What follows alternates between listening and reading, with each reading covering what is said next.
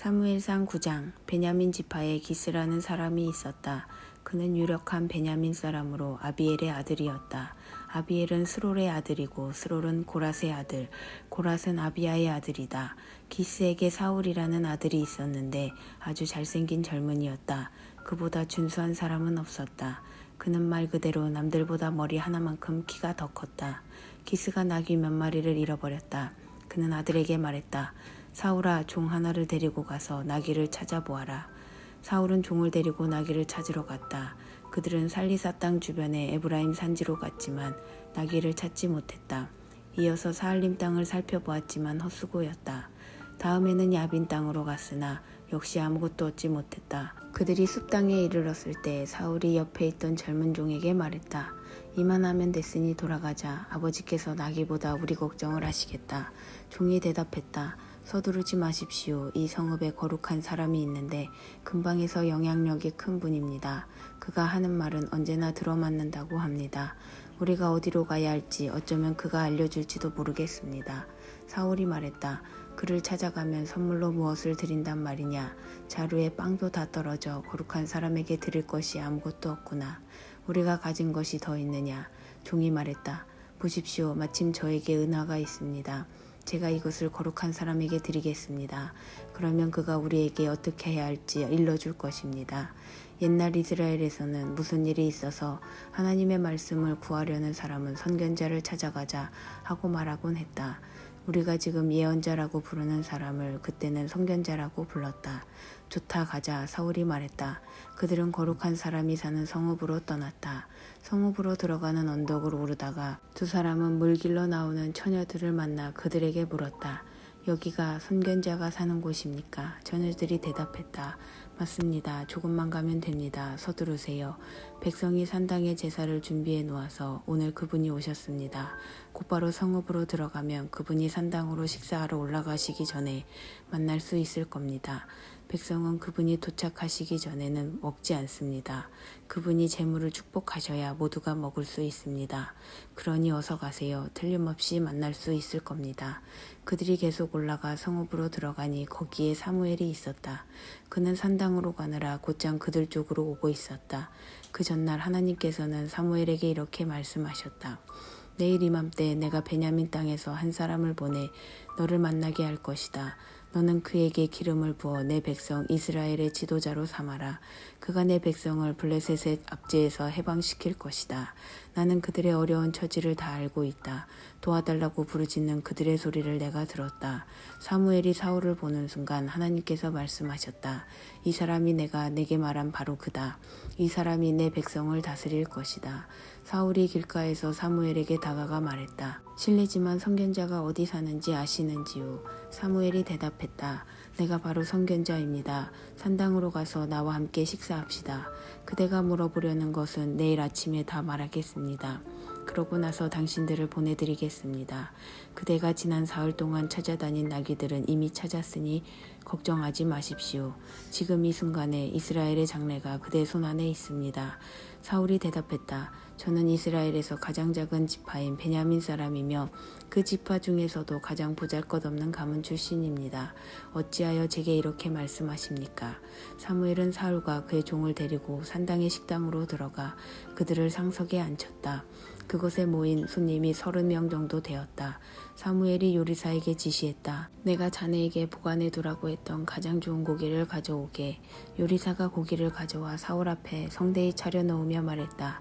이 음식은 바로 당신을 위해 따로 준비해 두었던 것입니다. 드십시오. 오늘 여러 손님들을 대접하고자 특별히 준비했습니다. 사울은 사무엘과 함께 음식을 들었다. 그로서는 잊지 못할 날이었다. 그 후에 그들은 산당에서 성읍으로 내려갔다. 시원한 산들바람이 부는 사무엘의 집 옥상에 사울의 잠자리가 마련되어 있었다. 그들은 동틀 무렵에 일어났다. 사무엘이 옥상에 있는 사울을 불렀다. 일어나시지요. 내가 배웅하겠습니다. 사울이 일어나자 두 사람은 곧 길을 나섰다. 성읍 경계에 이르렀을 때 사무엘이 사울에게 말했다. 종에게 앞서가라고 하십시오. 그리고 잠시 나와 함께 계시지요. 그대에게 전할 하나님의 말씀이 있습니다. 사무엘상 10장. 사무엘이 기름병을 들어 사울의 머리에 붓고 그에게 입을 맞추었다. 사무엘이 말했다. 이것이 무슨 뜻인지 알겠습니까? 하나님께서 그대에게 기름을 부으셔서 그분의 백성을 다스릴 지도자로 삼으셨습니다. 하나님께서 그대에게 기름을 부으셔서 그분의 기업을 다스릴 지도자로 삼으신 것이 이제 곧 표징으로 확증될 것입니다.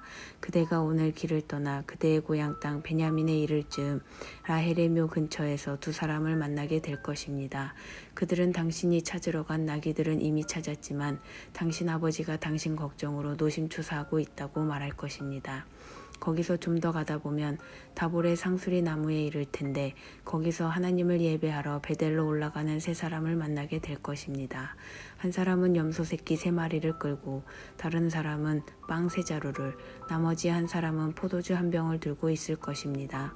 그들이 안녕하시오 하면서 그대에게 빵 2덩이를 주거든 그것을 받으십시오. 그 후에 그대는 블레셋 수비대가 있는 하나님의 기브아에 닿을 것입니다. 성읍에 가까이 이를 즈음에 하프와 탬버린과 피리와 북을 연주하며 산당에서 내려오는 예언자 무리와 마주칠 것입니다. 그들은 예언을 하고 있을 텐데 그대도 모르는 사이에 하나님의 영이 임하셔서 그들과 함께 그대도 예언하게 될 것입니다. 그대는 변화되어 새 사람이 될 것입니다. 이 표징들이 모두 이루어지거든 자신이 준비된 줄 알기 바랍니다. 그대에게 무슨 일이 주어지든지 그 일을 행하십시오. 하나님께서 그대와 함께 하십니다. 이제 길갈로 내려가십시오.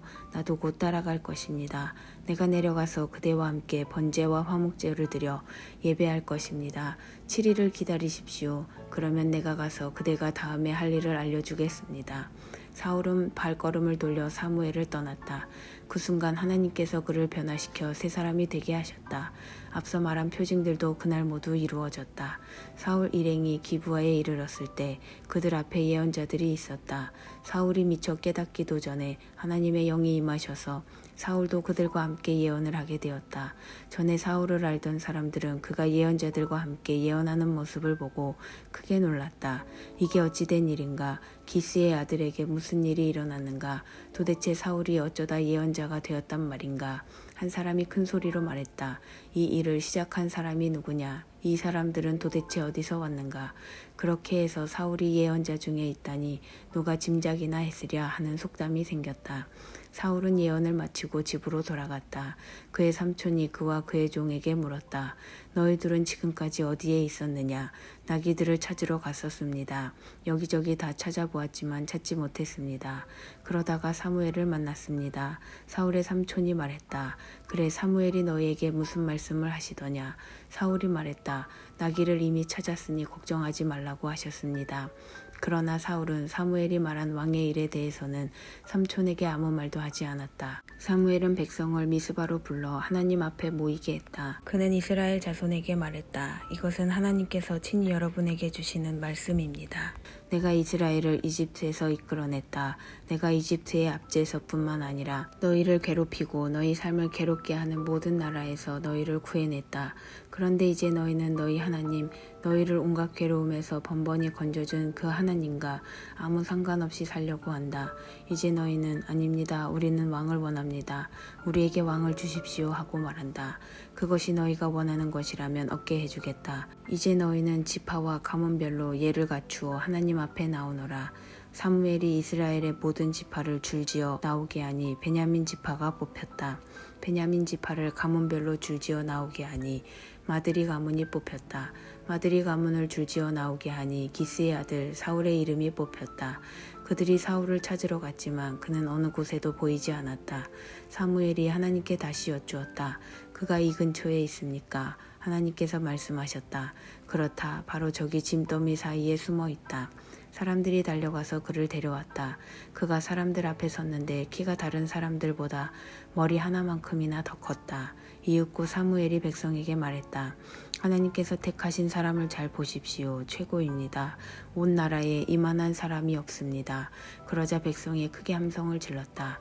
우리 왕 만세. 사무엘은 왕국에 관한 여러 규정과 법규를 백성에게 가르치고 그것을 책에 모두 기록하여 하나님 앞에 두었다. 그러고 나서 모든 사람을 집으로 돌려보냈다. 사울도 기브아에 있는 집으로 돌아갔다. 하나님께서 마음에 감동을 주셔서 사울과 함께한 진실하고 용감한 사람들도 그를 따라갔다. 그러나 불량배들은 자리를 뜨면서 투덜거렸다. 구원할 자라고 웃기지 마라. 그들은 사울을 업신여겨 축하하려 들지 않았다. 하지만 사울은 그들에게 신경 쓰지 않았다. 암몬 사람의 왕 나하스가 갓 지파와 루벤 지파를 잔인하게 대했다. 그들의 오른쪽 눈을 뽑고 이스라엘을 도우려는 자는 누구든 위협했다. 요단강 동쪽에 사는 이스라엘 백성 가운데 나하스에게 오른쪽 눈을 뽑히지 않은 사람은 거의 없었다. 다만 7,000명이 암몬 사람을 피해 야베스에서 안전하게 지내고 있었다.